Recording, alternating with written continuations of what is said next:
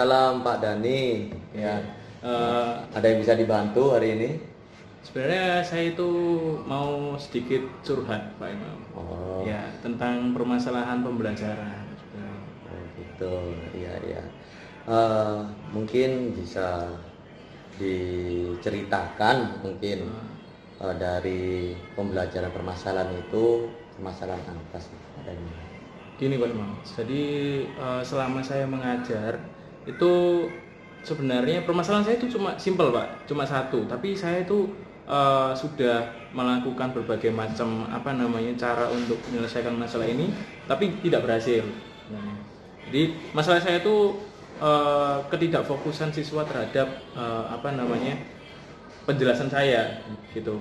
Jadi saat saya memberi penjelasan, saat saya memberikan sebuah media berupa video, tanya jawab dan lain sebagainya, itu kadang siswa-siswi itu tidak fokus kepada apa yang sedang saya sampaikan dan apa yang sedang saya tanyakan gitu. Kadang mereka ini ketidakfokusannya itu bisa melihat HP, lalu bisa ngobrol dengan teman sebangkunya, atau bahkan dia asik sendiri, atau bahkan ngelamun. Paling parahnya itu adalah ngelamun. Seperti itu. Itu cuma permasalahan hanya itu saja Pak Imam. Cuman dari permasalahan itu saya sudah mencoba berbagai macam cara, tapi ternyata gagal. Gitu. Berarti Pak Dani ini ingin menyelesaikan permasalahan ketidakfokusan siswa itu ya? Betul. Iya. Pak Dani, untuk permasalahan yang tadi itu kira-kira Pak Dani itu untuk menyelesaikannya itu dari permasalahan yang ada, menurut Pak Dani tingkat prioritas atau kerumitan dari permasalahan itu kalau diskalakan 1 sampai 10 itu ada di poin berapa? Kalau dari segi masalahnya sendiri mungkin menurut beberapa orang itu mungkin dari segi masalahnya itu mudah. Mungkin menurut penilaian orang itu bisa 5 atau bahkan bisa 6 atau bahkan kurang atau 4 gitu. Tapi kalau menurut saya sudah menjalani ini semua, melalui proses ini semua, yang saya rasakan itu bahkan lebih dari itu, 8 Pak. Saya menilainya itu 8 dari segi kerumitannya. Iya. Berarti 8 ya. Iya. Dikatakan rumit atau tidak rumit ini Pak Dani? Rumit Pak. Sangat rumit ya. Iya, gitu, menuju sangat rumit. Oh gitu ya. Sangat rumit.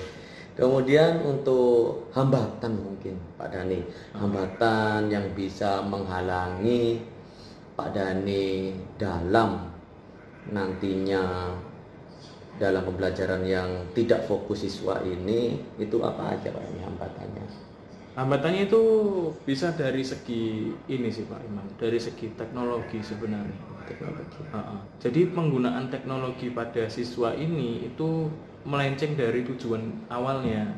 Seperti itu. Jadi saya ini membebaskan siswa itu untuk membuka teknologi, menggunakan teknologi untuk mencari referensi lain selain yang ada di buku atau yang ada di PowerPoint yang sudah saya tampilkan. Ya, berarti menyalahgunakan teknologi. Betul, menyalahgunakan teknologi. Ya.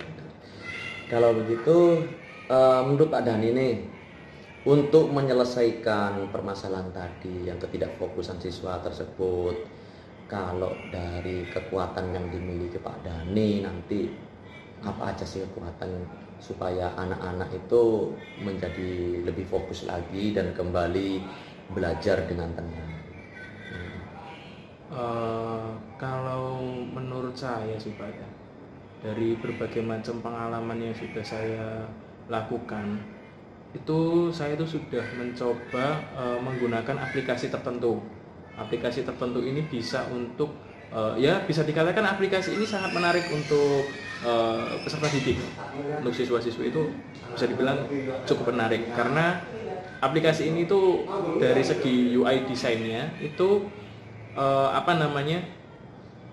kekinian banget gitu loh Pak, kekinian banget dan sesuai dengan usianya anak-anak.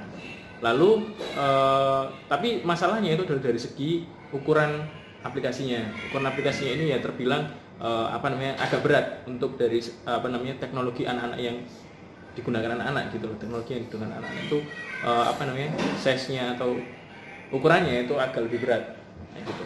Jika boleh tahu aplikasi apa? Aplikasinya itu namanya Padlet, Pak. Jadi ya saya Pak?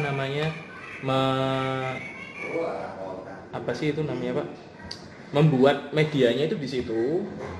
Lalu saya bisa membuat media tanya jawab, bisa membuat media presentasi dan sebagainya itu ada di Padlet. Cuman masalahnya hanya di size-nya yang berat itu tadi. Banyak keluhan dari anak-anak itu dari segi size-nya, Pak lemot Pak,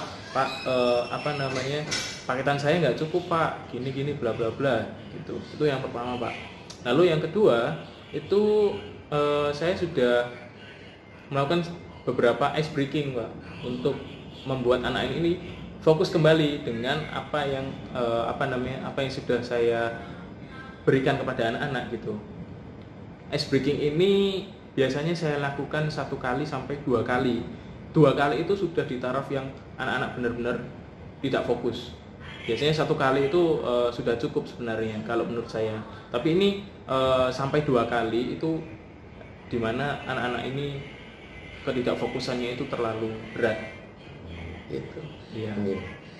Kemudian jika masuk ke rencana aksi nih, Pak Dani. Kalau rencana aksi ini kan harus harus sesuai dengan alurnya gitu. Iya, betul.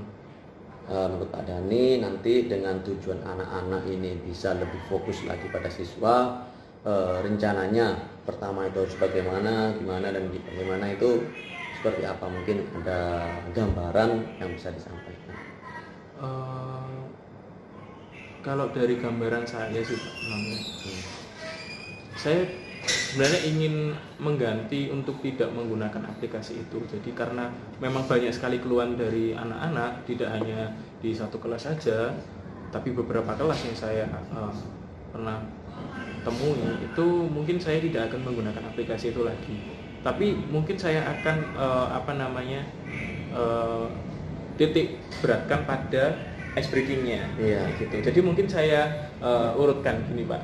Waktu memulai pelajaran mungkin seperti biasa memberikan sebuah pembukaan dulu, salam, memberikan sebuah motivasi kepada peserta didik. Setelah itu mengulas sedikit pembelajaran sebelumnya dan memberikan tujuan pembelajaran apa yang akan saya berikan, yang mau saya berikan pada hari itu. Seperti itu. Lalu saya itu masuk ke dalam kegiatan intinya, yakni saya memberikan materi dan menggunakan problem based learning.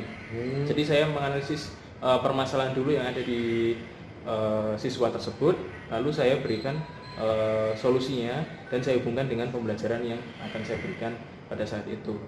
Nah, untuk mengatasi ketidakfokusan ini, biasanya saya itu memberikan sebuah media pembelajaran berupa PowerPoint, Pak. Nah, biasanya dari situ anak-anak itu kadang waktu saya menjelaskan itu kadang mengantuk atau bahkan ngobrol dan parahnya lagi bermain HP, bahkan sampai melamun gitu, Pak. Nah, mungkin dari situ saat muncul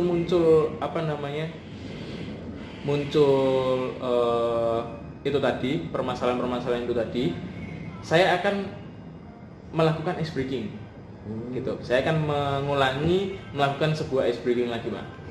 Mungkin kalau dirasa ice breaking saya tadi itu kurang ngena, kurang berkenan kepada anak-anak, kurang merasuk gitu loh, Pak. Iya. Gitu.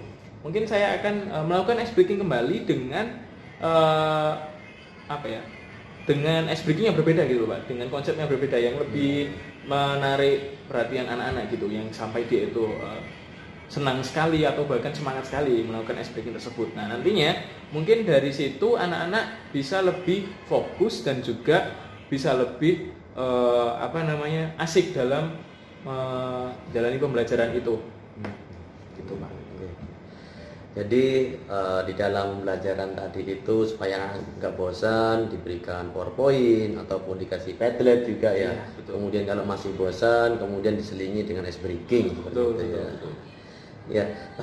Pak Dani, untuk mencapai tujuan dari permasalahan Pak Dhani tadi, kira-kira kalau dari jangka waktu yang diperlukan dari yang permasalahan ini yang terjadi saat ini nanti ke tujuan akhir itu Pak Dhani membutuhkan jangka waktu berapa minggu atau berapa bulan atau bagaimana Pak Dhani? Atau berapa pertemuan sehingga anak-anak itu bisa pulih dan fokus gitu. Untuk pandangan saya ya Pak Imam ya, mungkin 2-3 pertemuan cukup kali Pak Imam. 2-3 Iya, 2-3 pertemuan cukup untuk mengembalikan fokus anak-anak pada pembelajaran gitu. Dan membiasakan anak-anak itu untuk tetap fokus pada apa yang dijelaskan oleh Bapak Ibu guru. Kayak gitu. Kemudian Pak Dhani, untuk rencana aksi tadi, kira-kira ini siapa yang bisa membantu dalam menjaga rencana Pak Dhani di sini supaya bisa berkelanjutan dan tetap untuk fokus siswa dalam pembelajaran itu tetap terjaga? Orang-orang yang membantu itu yang yang paling menonjol ya Pak, tentunya siswa sendiri, betul. Jadi siswa di sini bisa berasal dari ketua kelas atau bahkan bisa berasal dari struktur organisasi yang si keamanan itu loh Pak. Nah, si keamanan atau ketertiban kelas itu mungkin saya bisa berkoordinasi dengan siswa tersebut, entah itu ketua kelas atau pengurus kelas yang lainnya, untuk bekerja sama dalam mengondisikan anak-anak. Jadi peran pengurus kelas di sini menurut saya juga penting. Itu yang pertama Pak. Lalu yang kedua, mungkin ada dukungan dari MGPS, Bahasa Indonesia sesuai dengan mapel saya. Dukungan ini bisa dari segi dukungan mental atau bahkan dukungan intelektual Pak. Dari bisa dukungan motivasi dan juga dukungan teori-teori ice breaking yang pernah dilakukan oleh senior-senior saya. Seperti itu. Kemudian yang terakhir Pak Dhani ya. Untuk tindak lanjut ke depan nih Pak Dhani, supaya tujuan itu bisa tercapai dan juga untuk rencananya Pak Dhani, rencana aksi di sini bisa berkelanjutan, itu tindak lanjutnya bagaimana? Untuk agar tetap konsisten ya Pak Imam. Iya. Agar tetap konsisten itu sebenarnya saya membutuhkan bantuan kepada siswa itu tadi sesuai dengan poin sebelumnya itu Pak Imam. Iya. Jadi saya membutuhkan bantuan pengurus kelas untuk senantiasa membiasakan, senantiasa menanamkan rasa disiplin kepada teman-temannya. Jadi mereka saling mengingatkan Pak, bukan untuk mendikte. Kamu harus diam kalau ada guru, kamu harus gini. Tidak seperti itu Pak Imam, tapi senantiasa mengingatkan sebagai sesama teman, sebagai sesama teman sekelas gitu, kita berusaha saling mengingatkan pada teman-temannya bahwa alangkah baiknya kita menghormati guru yang sedang menjelaskan ini gitu. Kita senantiasa menghormati agar ilmu yang dapat kita serap itu semakin baik gitu, Pak. Untuk konsistennya itu dari segi itu, dan juga kalau dari segi saya pribadi untuk tetap konsistennya itu saya harus lebih belajar sih Pak. Saya lebih improve, lebih explore bagaimana melakukan ice breaking yang baik itu seperti apa, lebih banyak referensi bagaimana ice breaking yang sangat ampuh kepada siswa itu seperti apa, kayak gitu. Mungkin seperti itu sih Pak. Ya, baik Pak Dhani. Jadi dari permasalahan yang tadi Pak Dhani sampaikan, dari ketidakfokusan siswa dalam pembelajaran sampai dengan Pak Dhani juga sudah merencanakan aksi dan juga solusinya seperti apa, bahkan sampai tindak lanjutnya juga sudah didapat Pak Dhani kan tadi, seperti itu ya. Iya. Jadi mungkin dari permasalahan itu memang bisa diselesaikan dengan sesi coaching yang seperti ini Pak Dhani. Ya. Mungkin cukup acara sesi coaching pada hari ini Pak Dhani ya. Iya. Mungkin ada lagi yang bisa saya bantu Pak Dhani. Sudah cukup sih Pak, emang itu aja permasalahan saya sebenarnya. Ya, begitu. Ya, baik Pak Dhani. Kalau memang tidak ada yang dipermasalahkan lagi dalam pembelajaran, cukup sekian untuk sesi coaching ini Pak Dhani. Siap Pak Imam. Oke, terima kasih Pak Imam. Sama-sama Pak Dhani. Yo.